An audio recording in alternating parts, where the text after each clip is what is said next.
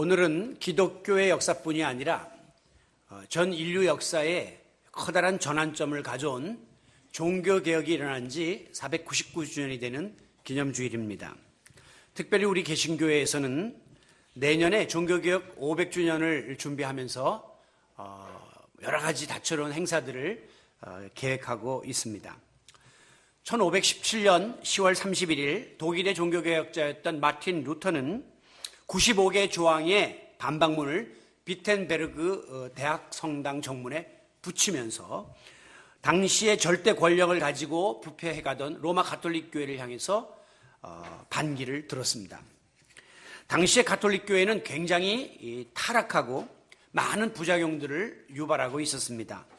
그 가운데서도 특별히 속죄부 혹은 면죄부라고 불리는 증서를 발급하면서 당신들이 어떤 죄를 졌다 할지라도 이 면죄부만 사면 여러분들은 다 죄를 용서받을 수 있습니다 라면서 잘못된 일을 행했죠. 당시의 교황이 레오 10세인데 지금의 로마 바티칸 시국에 있는 그 성 베드로 성당 가보신 분들 계시죠? 정말 웅장하고 아름답고 미켈란젤로를 비롯한 위대한 예술가들의 작품으로 덮여 있죠. 이 성당을 건축하는 기금을 이제 충당하기 위해서 이 면죄부를 판매하게 됩니다. 심지어 하나님을 믿지 않고 죽은 당신들의 조상들의 죄까지도 그분의 이름으로 속죄권을 사면 용서받을 수 있다. 말도 안 되는 사자를 용서하는 그런 일까지 자행했습니다. 이와 같은 종교 사기극을 펼치는 데 있어서 앞장섰던 인물이 티체리라고 하는 사람이에요. 그는 여러분의 은전이 헌금함에 딸랑하고 떨어지는 순간 연옥에 있던 죄인들의 영혼이 해방되고 하늘나라로 갈 수 있다면서 터무니없는 거짓말을 지어댔고 바로 그 같은 일을 당시의 교회와 성직자들이 자행했던 겁니다. 이와 같은 로마 가톨릭 교회의 부패와 타락에 분노한 당시의 사제 신분이었던 마틴 루터는 다음에 3대 원칙을 주창하면서 종교개혁을 단행합니다. 먼저 솔라 피데, 오직 하나님의 믿음이라는 거죠. 오직 하나님을 향한 믿음이 중요하다는 겁니다. 우리 사람이 구원받아 의롭게 되는 것은 자기의 선행이나 공덕에 의한 것이 아니라 오직 예수 그리스도의 피공로를 믿음으로만 구원받는다고 하는 오직 믿음의 사상을 강조했습니다. 그리고 두 번째는 솔라 스크립투라, 즉 오직 성경으로 돌아가야 된다는 거예요. 성경만이 우리의 신앙의 표준이요 행위의 표준일 뿐 아니라 정확무오한 하나님의 말씀이다. 그러므로 교권이나 교리나 제도나 교회나 교황조차도 성경보다 절대 앞서서는 안 된다라면서 지나친 교권주의에 빠진 로마 가톨릭 교회를 나무랍니다. 그리고 세 번째는 솔라 그라티아, 오직 은혜라고 하는 건데요. 죄사함은 신부에게 고해 성사를 함으로 이루어지는 것이 아니라 오직 하나님과 인간 사이의 중보자이신 예수 그리스도의 십자가의 은혜 피공로로만 죄사함을 받을 수 있다고 하는 사실을 선포했습니다. 그리고 이 모든 것은 솔라 글로리아, 오직 하나님의 영광을 위하여 이루어져야 한다라면서 강력한 종교개혁의 깃발을 들었습니다. 이와 같은 루터의 주장은 당시 유럽의 여러 나라에 전파되기 시작합니다. 스위스에는 쯔빙글리, 프랑스에는 존 칼빈, 그리고 이제 스코틀랜드에는 존 낙스, 이런 개혁자들이 함께 힘을 합쳐가지고 급기야 종교개혁의 불길이 전 유럽을 휩쓸게 되었던 것이죠. 교황은 이 루터를 신부직에서 파면시키고 여러 가지 방법을 동원해서 탄압을 가해왔습니다. 그러다가 마침내는 무력이 동원되는 전쟁까지 일어나게 되어요. 그 결과 16세기 중반부터 17세기까지 한 세기에 걸쳐서 신앙을 달리하는 국가, 즉 로마 가톨릭 교회를 믿는 국가와 또 개신교를 믿는 국가들 사이에 전쟁이 일어나게 되죠. 결국은 1648년에 베스트팔렌 협약에 의해서 가톨릭 국가에서도 개신교의 자유를 인정하는 그런 결론을 내림으로 종교의 자유를 획득하게 됩니다. 이처럼 역사적으로 볼 때 우리가 믿는 개신교회는 많은 피와 희생을 치르고 오늘 우리에게 주어진 값진 결과물임을 알게 됩니다. 그래서 개신교회를 가리켜서 영어에서 프로테스탄트라고 하는데 그 말의 뜻은 저항하는 자, 항거하는 자, 그런 의미를 지니고 있는 거죠. 우리가 이제 개혁이라는 말을 요즘에 꼭 종교계뿐이 아니라 여러 분야에서 많이 쓰고 있는데, 개혁의 뜻은 뭐냐면 꼭 우리가 지켜야 될 본질이 있는데 그 본질을 잃어버렸을 때 그 본질을 다시 찾아오는 게 개혁입니다. 우리가 가지고 있었던 본래의 의미와 목적이 있었는데 그것이 상실되었을 때 다시 원래 상태로 되돌아가려고 노력하는 일이 바로 개혁이요, 그런 운동이 개혁 운동인 것입니다. 자, 그렇다면 루터는 무엇을 되찾고 회복하기 위해서 목숨을 건 종교개혁을 일으켰을까요? 당시 사제의 신분이었던 루터는 로마를 방문했다가 그 로마 가톨릭 교회와 교황청이 얼마나 부패했는가를 접하게 되었고, 마음속에서 커다란 의분이 치솟아 오르는 것을 금할 길이 없었습니다.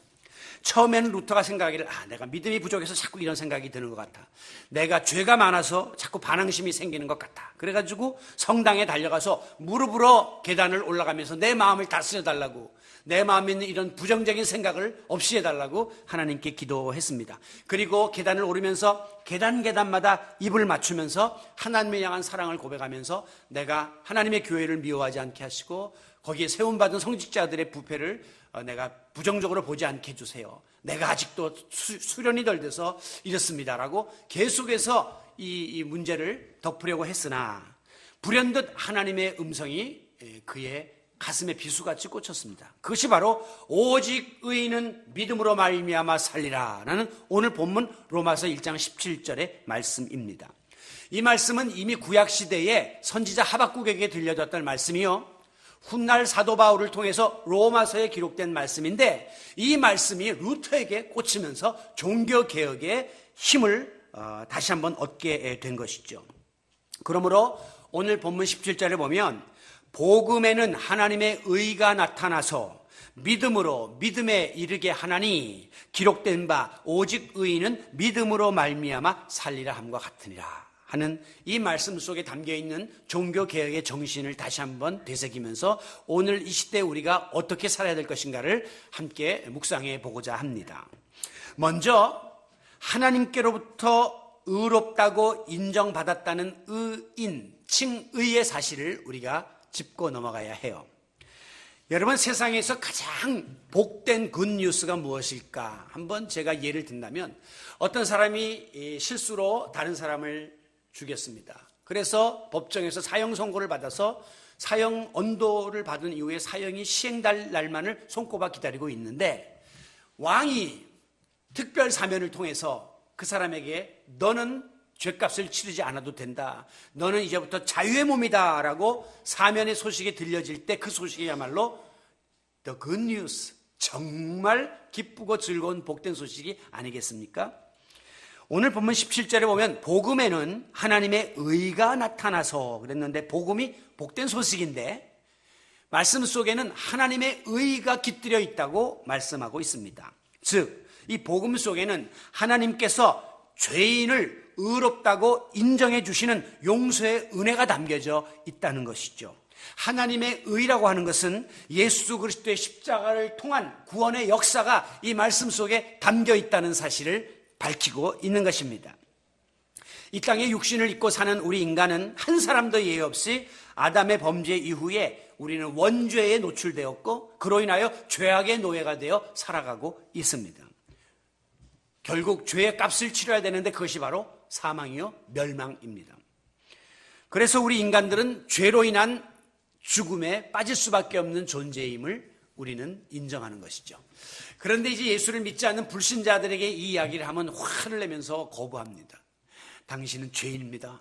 모든 사람은 죄인입니다. 그러면 그 사람들은, 아니, 나는 지금까지 법 없이 살았고 내가 교통법규 하나 안 어긴 적이 없는 사람이야. 내가 다른 사람 흉을 봤어. 그 사람하고 폭력을 행사했어. 나는 전혀 법을 어긴 적이 없기 때문에 나를 죄인이라고 하는 것을 받아들일 수 없다고 거기서부터 이제 튕겨대요.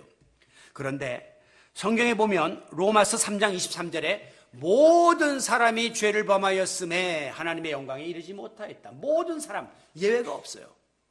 또 로마서 3장 10절에 보면 의인은 없나니 하나도 없다 그랬어요. 단 한 사람도 세상에는 죄 없는 의인은 없다라고 분명히 말씀하고 있습니다.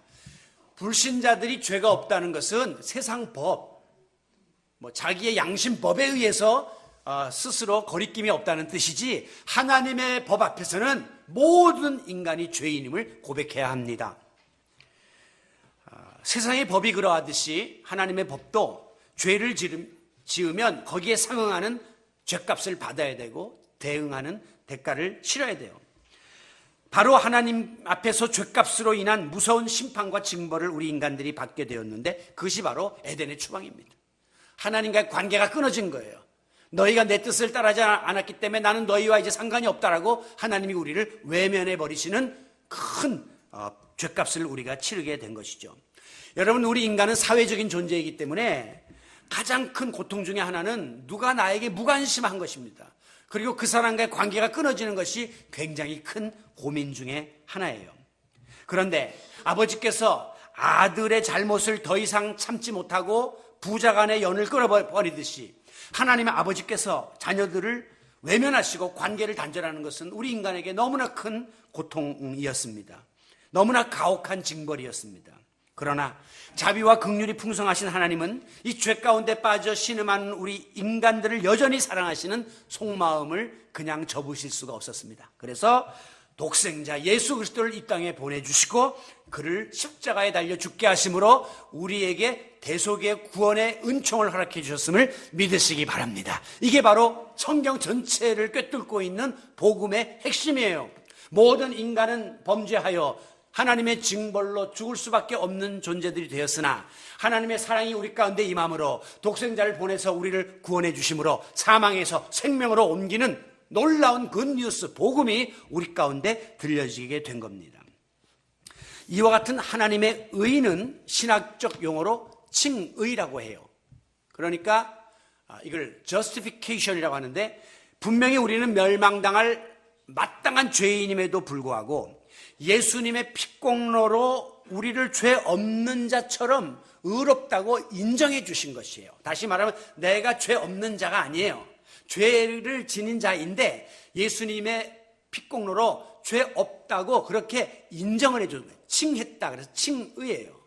혹은 의인, 의롭다고 인정을 해줬다. 이렇게 이제 표현하고 있는 것이죠. 이게 바로 칭의, 의인. 죄 없다고 인정해요.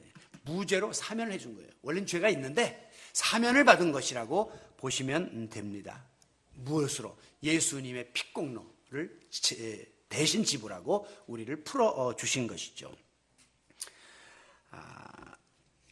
그러므로 이제 우리가 하나님께로부터 이 특별 사면을 받았는데, 여러분, 만약에 어떤 사람이 살인죄를 저질렀지만 특별 사면을 받아서 자유의 몸이 되었다 한들 그 사람 마음속에는 항상 그 자기한테 피해를 당해서 죽은 사람에 대한 죄책감이 없어지겠습니까? 항상 이 마음 깊은 곳에는 비록 법적으로는 자유를 얻었지만 이 심적으로는 늘 죄책감 속에서, 죄의식 속에서 살 수밖에 없는 것이 인간입니다. 그런데 이 하나님이 우리에게 허락하신 칭의는 그와 같은 근본적인 죄책감으로부터도 완전히 해방되었음을 선포하고 있습니다.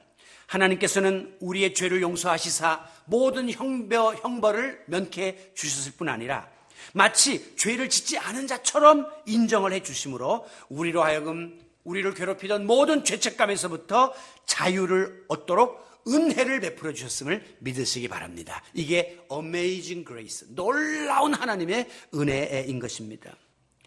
그러므로 오직 우리는 믿음으로 의롭다 하심을 얻게 되었다고 하는, 이것이 곧 솔라 그라티아, 하나님의 은혜다 하는 이 사실을 항상 되새겨야 하고, 그 같은 사상이 오늘 본문 로마서 1장 17절에 들어있는 것입니다.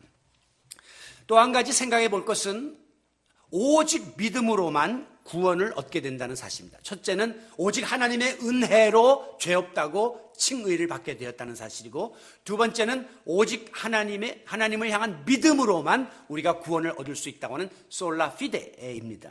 이게 이제 종교개혁의 가장 핵심 사상이에요. 여러분, 우리가 하나님께 의롭다 인정을 받았습니다. 그렇다면 나는 무엇을 해야 할까?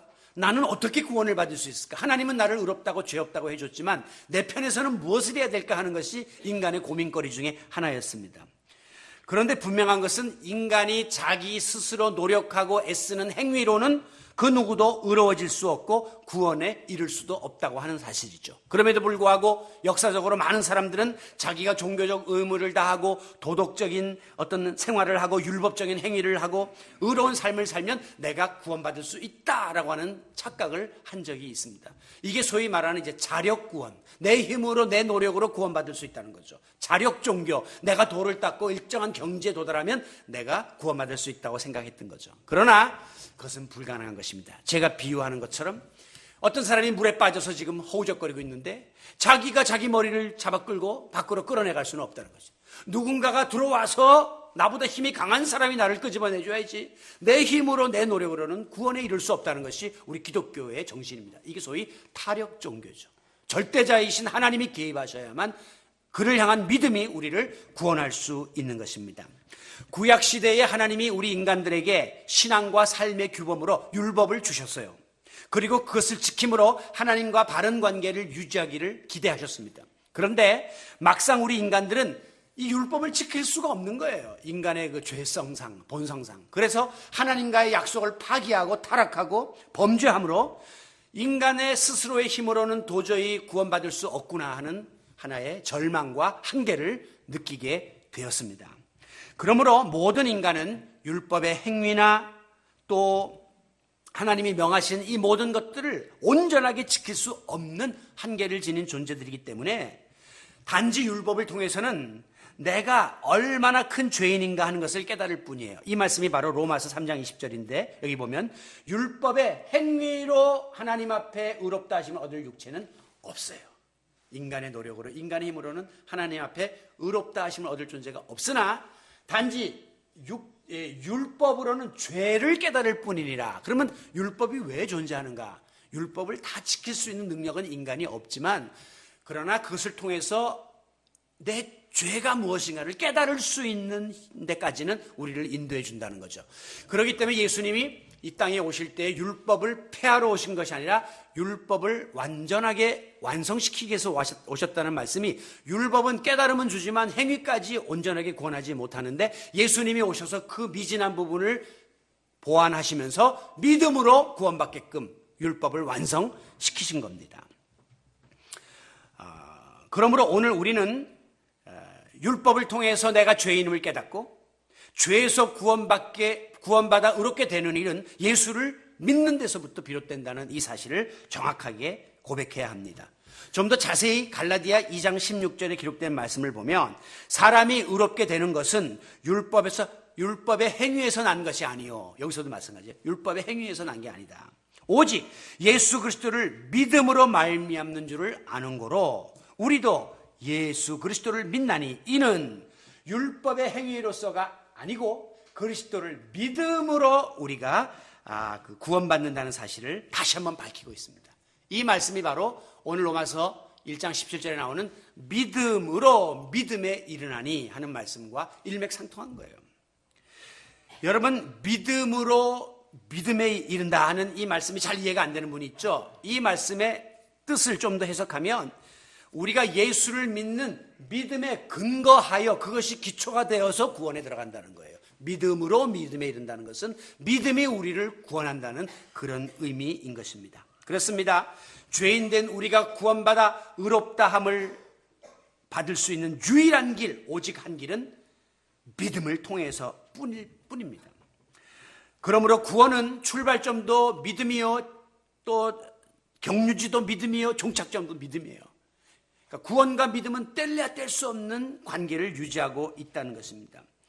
그런데 불행하게도 종교개혁 당시에 많은 사람들과 교회 안에 오직 믿음의 정신 대신에 오직 교황, 오직 교회, 오직 전통, 오직 제도 이런 인본주의적인 요소들이 교회를 갉아먹고 있었습니다. 바로 그와 같은 잘못된 믿음이 교회를 타락시키고 성직자들을 타락시키고 신앙을 무너뜨렸던 것이죠. 그래서 다시금 오직 믿음으로 돌아가야 한다라고 주장한 것이 마틴 루터의 종교 개혁입니다. 여러분, 무엇이든지 본질을 우리가 지키지 못하면 비본질적인 것이 와서 그 자리를 빼앗게 됩니다. 우리가 신앙생활도 본질적인 하나님의 말씀 믿음에서 행하지 않으면 교회 생활과 신앙생활에 부차적인 비본질적인 것들이 교회에 들어와가지고 교회를 어지럽히게 되는 것입니다. 그 결과 하나님의 뜻을 저버리게 되고 하나님의 뜻을 저버린 자에게 하나님은 심판을 가하실 수밖에 없는 것이죠. 오늘 아침에 그 최순실 씨가 귀국했다고 하는데 지금 이 최순실 게이트도 궁극적으로 이런 관점에서 보면 본질을 잃어버렸기 때문에 이런 일이 벌어진 거예요. 정치 철학의 본질을 훼손당했고 공의의 본질을 잃어버렸고 바른 길을 가야 될 정도의 본질을 잃어버렸기 때문에 엉뚱한 비본질적인 사람들이 들어와가지고 비선을 통해서 이런 문제를 풀려다가 어려움을 경험하고 있는 것입니다. 여러분, 내가 받은 구원, 내가 의롭게 된 것은 인간의 공로나 율법의 행위가 아니라 오직 믿음으로 하나님께서 값없이 베풀어 주신 은혜로만 주어지게 되었다는 사실을 믿고 오늘도 솔라 그로리아 하나님의 이름을 찬양하고 하나님께 영광 돌리며 살아가는 성도 여러분이 되시기를 바랍니다. 자, 그렇다면 우리가 하나님께로부터 의롭다 하심을 은혜로 입었고 그리고 이제는 오직 믿음으로 우리가 구원을 받게 되었다면 이 같은 자들이 어떻게 살아야 할 것인가 하는 이 질문이 오늘 말씀의 결론입니다.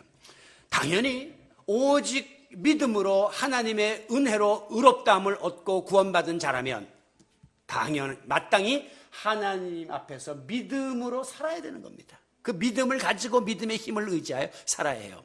본문 말씀 17절 하반절에 보면 믿음으로 말미암아 살리라 그랬어요. 믿음으로 말미암아 살리라는 말의 뜻은 믿음을 지니고 믿음을 기초로 해서 믿음 안에서 믿음 위에 서서 믿음과 함께 살아야 된다는 뜻입니다. 사도 바울이 예수님을 만나기 전까지는 완벽한 율법주의자였습니다. 그렇기 때문에 사람들은 바울을 존경했는데 무엇으로 존경했냐면 율법에 관한 한 완벽한 사람이다. 율법을 지키기 위하여 애쓰는 의지가 강한 사람이다. 그래서 바울을 존경했어요. 그런데 바울은 자기가 지키는 율법을 통해서 구원받는다고 믿었지만 자기 스스로도 율법을 지키지 못하고 있는 그 모습 때문에 항상 고민했습니다. 죄의식을 느끼고 있었습니다. 그러던 바울이 다메섹 도상에서 부활하신 예수님을 만나고 꼬꾸라지면서 예수님을 자기의 구주로 영접하죠. 그래서 예수님 앞에 자신을 비춰보니까 자기가 얼마나 큰 죄인인가가 깨달아져가지고 나는 죄인 중에 괴수다. 그전에는 아주 잘난 줄 알았는데 이제는 자기가 얼마나 부족한 자를 깨닫기 때문에 나는 만삭되어 나지 못한 칠푼이와 같은 자다. 그러면서 자신을 낮추게 됩니다. 그리고 자기 안에는 선과 악이 함께 싸우고 있음을 깨닫게 되었고 이것은 내 힘으로가 아니라 하나님의 능력으로만 선으로 악을 이길 수 있음을 깨닫게 된 것이죠. 그래서 이 바울은 오늘 본문에서 오직 의인은 하나님을 향한 믿음으로 예수 그리스도를 향한 믿음으로 말미암아 사는 것이다. 내가 경험해 봤는데 율법의 행위나 내 의지가 아니더라. 내가 많은 사람에게 존경받던 율법주의자였지만 그것으로 내가 구원에 이르지 못하였으나 예수님을 만난 다음에 오직 그를 향한 믿음이 나를 구원했고 그 믿음이 나의 모습을 발견하게 했고 그 믿음 앞에서 내가 사도가 되었다고 믿음을 따라 살아가는 믿음으로 말미암아 사는 삶을 살게 되었음을 고백하면서 이 말씀을 기록하고 있는 겁니다. 그런데 이 말씀 바로 앞에 보면 기록된 바 오직 의인은 믿음으로 말미암아 살리라 함과 같으니라. 이 말은 뭐냐면 어디서 이걸 따왔다는 거예요. 기록된 바 어디서 따왔겠습니까? 구약 성경에 있는 말씀을 지금 바울이 따온 거예요. 이 말씀이 바로 하박국 2장 4절에 나오는 말씀입니다. 여러분, 지금 우리가 경제 상황이 굉장히 안 좋아서 지금 이게 식당도 주말에도 가보면 한두 팀밖에는 손님이 없어요. 아주 참 걱정이 많이 돼요. 그리고 또 여러 가지 지금 큰 기업들, 현대나 삼성 같은 그런 기업들도 굉장히 지금 많은 어려움들을 겪고 있고 또 저런 조선 그런 업들도 우리나라의 대표적인 산업인데 위기에 봉착해 있잖아요. 이런 게 굉장히 우리를 이렇게 위축되게 만들어요. 그런데 엎친 데 덮친 격으로 지금 이런 이 시대에 또 다시 촛불을 들고 나오는 일들이 이제 벌어지는 이 대통령과 연루된 정치적 상황이 지금 우리 온 국민의 마음을 우울하게 하고 또 힘들게 하고 불안하게 만들죠. 그런데 역사적으로 보면 이 국가가 어려움에 직면하게 될 때에 신앙을 가진 사람들의 마음속에는 항상 하나님과 연관지은 의구심이 있었습니다. 지금도 어떤 사람은 아니 하나님이 살아계시다면 북한 저 김정은이를 왜 저렇게 살려놓느냐고 그렇게 말씀하는 사람들도 있어요. 하나님이 살아계시다면 왜 우리나라가 이렇게 기도하는 사람들이 많은데 이렇게 혼란하냐고 뭐 이러면서 하나님께 자꾸 이렇게 대들듯이 항변하듯이 그렇게 따져드는 마음을 갖게 됩니다. 하나님 정말 살아계신가? 하나님의 공의가 정의가 공평하신가? 뭐 이런 데 대해서 우리가 의구심을 품을 수 있다는 거죠. 그런데 구약시대의 선지자 하박국이 살던 시대는 역사의 전환점이었습니다.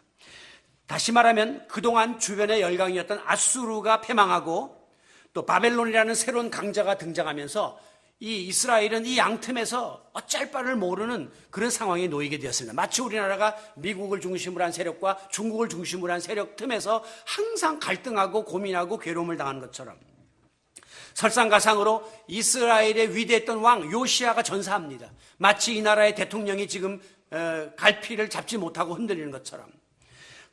그러니까 아수르와 바벨론의 양국 사이에서 마치 이스라엘을 목자 잃은 양처럼 어찌할 바를 모르고 고통을 받고 있었습니다. 바로 이와 같은 때를 놓칠세라 또 다른 강대국인 갈대아 군대가 이스라엘을 침공해 들어옵니다. 무자비하게 노략질을 해가면서 어린아이와 노인들은 아예 필요 없다가 다 죽여버리고 부녀자들은 데려가서 능욕하고 남자들은 잡아다가 노예로 삼고 이런 와중에서도 이스라엘 안에 악을 도모하는 모사꾼들은 잘 먹고 잘 살고 그런 침략군들과 붙어서 앞잡이 노릇을 하면서 공의가 땅에 떨어져 버린 현실을 이 하박국이 목격한 거예요. 속에서 막 불같은 화가 치솟으면서 하나님 앞에 그냥 따져 물었습니다. 주여, 주께서는 차마 악을 보지 못하시며 패역을 차마 보지 못하시는 분이시거늘 어찌하여 우리 이스라엘이 구원자 없는 바다의 어족이나 곤충처럼 유린을 당하게 하시는 겁니까? 하박국이 하나님 앞에 대들었습니다. 하나님이 우리 상황이 도대체 선민이 이스라엘이 이렇게 곤충만도 못한 취급을 당하고 바닷가 물고기만도 못한 취급을 당하도록 하나님 왜 내버려 두시는 것입니까? 라고 막 하나님 앞에 항변했습니다. 그때 하나님께서 들려주신 말씀은 바로 이 말씀이었습니다. 의인은 그 믿음으로 말미암아 살리라. 바로 이 로마서의 말씀이 하박국이 미리 들려진 거예요. 여러분, 오늘 이 하박국 시대를 방불케 하는 여러 가지 혼란의 시대가 우리 앞에 펼쳐지고 있습니다. 우리는 때로는 이 혼란한 현실을 바라보면서 이해할 수 없는 부분이 너무 많아서 하나님께 따져 물을 수 있습니다. 왜 이렇게 사회가 불공평하고 부정하고 왜 저런 전문가도 아닌 사람들이 저런 사람들 손에 우리가 놀아나야 합니까? 라고 하나님 앞에 묻는다면 하나님은 오늘도 이렇게 대답하실 것입니다. 너희는 오직 믿음으로 살면 돼. 세상 말로 말하면 너나 잘하세요. 나는 뜻을 갖고 있고 계획이 있고 지금 이 모든 문제는 내가 책임질 것이니까 나한테 자꾸 다그치지 말고 너희들은 너희 믿음만 잘 지키면 내가 이 모든 것을 합력하여 손을 이도록 만들어 주시겠다고 말씀하고 있는 것입니다. 그렇습니다. 하나님은 이 순간에도 살아계신 하나님입니다. 공의로우신 하나님입니다. 역사를 주관하시는 분입니다. 나라를 통치하시는 실권자이십니다. 그러므로 기필코 그 하나님은 불의를 용납하지 않을 것입니다. 그분은 정의를 실현시키므로 믿는 자들이 가지고 있는 기대를 저버리지 않으시는 좋으신 하나님이심을 믿으시기 바랍니다. 그러므로 우리는 믿음으로 살기 위하여 몸부림치면 되는 거예요. 사회 정의도 좋고 광화문에 뛰쳐나가는 것도 좋지만 오늘 우리는 내 믿음 지키면서 믿음 상태를 살피면서 내 믿음이 더 온전해지기를 하나님 앞에 몸부림치면 하나님께서는 그 다음의 문제는 해결책을 가지고 계신 것이죠.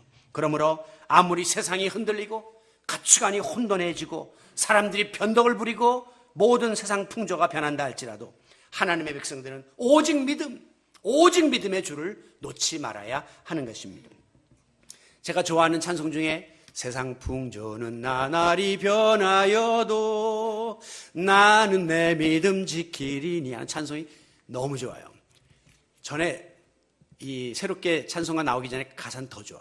세상 풍조는 나날이 갈리어도 계속 갈라지고 난리죠. 나는 내 믿음 지키리니 찬송을 부르면요 힘이 생겨요. 지금 세상을 바라보고 사람을 보면 불안하고 불평스럽고 원망이 나오지만 내 믿음 지킨다라고 하는 이 고백을 드리면 마음의 평안이 주어진다는 것입니다. 우리가 서두에 함께 불렀던 그 여는 찬양에서도 세상 흔들리고 사람들은 변하여도 나는 주를 섬기리. 세상은 흔들리게끔 되어 있는 거예요. 구조상. 사람들은 변하도록 되어 있는 겁니다. 본성상. 그러나 나는 나의 믿음 지키리. 오직 의인은 믿음으로 말미암아 살리라. 하나님이 주시는 이 음성으로 다시 한번 무장하는 우리 모든 성도들이 될 수 있기를 바랍니다. 하박국에게 요구하셨던 그 믿음은 인간적인 눈으로, 세상적인 눈으로 모든 것을 보지 아니하는 절대적 믿음을 하나님이 요구하셨던 거예요.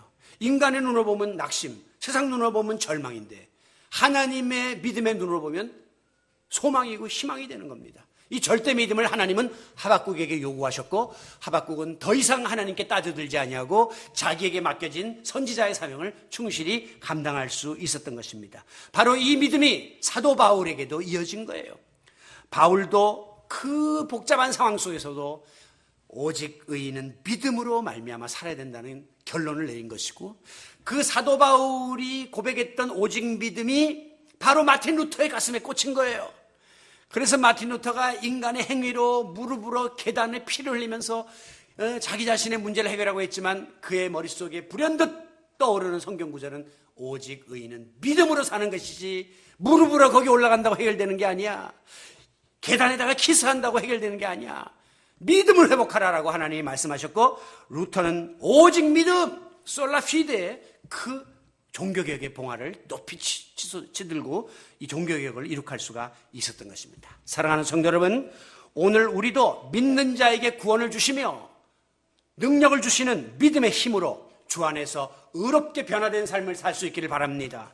그 믿음의 힘으로 죄악 세상을 이기고 사탄을 이기는 승리의 삶을 살 수 있기를 바랍니다. 그 믿음을 힘입어 우리의 절망적 상황을 타개해 나가는 소망의 삶을 살아갈 수 있기를 바랍니다. 믿음만이 변화시키고 믿음만이 우리에게 승리를 가져다 주고 우리에게 소망을 가져다 주는 것입니다. 사람은 기대했던 사람이 저렇게 낙심거리가 될 수도 있는 거예요. 내가 의지했던 물질은, 세상의 가치관은 그렇게 흔들리는 것입니다. 그러나 오직 믿음만 붙잡으면 할 수 있거든이 무슨 말이냐? 믿는 자에게는 능치 못할 일이 없느니라 라는 이 하나님의 말씀이 루터를 종교개혁에 앞장서도록 만들었습니다. 루터가 그 당시에 로마 교황청과 싸우는 것은 계란으로 바위를 깨뜨리는 것보다도 무모한 짓이었습니다. 그러나 오직 믿음의 확신이 오니까 담대하게 나가서 종교개혁을 이룰 수가 있었던 것이죠. 믿음이 없이는 하나님을 기쁘시게 못한다는 이 말씀을 의지하고, 여러분이 어떤 상황에 지금 처해 있다 할지라도 하나님을 향한 믿음의 줄을 붙잡으십시오. 오직 믿음으로 도전하십시오. 마침내 하나님께서 이 모든 것을 해결해 주시는 응답을 허락해 주실 것입니다. 히브리서 11장에 보면 허다한 믿음으로 살았던 증인들이 지금도 하나님 나라에서 우리를 바라보고 있다고 했습니다. 그들은 나도 믿음 잃지 않고 끝까지 견뎠기 때문에 비록 과거에 예수님을 부인하는 실패를 경험했으나 지금은 하나님 나라에 내가 주님과 동행한다고 베드로가 우리에게 말하고 있는 거죠. 거기에 수많은 믿음의 증인들이 우리를 믿음으로 살라고 오늘도 격려하고 응원하고 있는 것입니다. 말씀을 마무리합니다. 오늘 우리가 살고 있는 이 세상은 최악의 불신의 시대입니다. 그 누구도 믿으려고 들지를 않는 강팍한 심령의 시대입니다.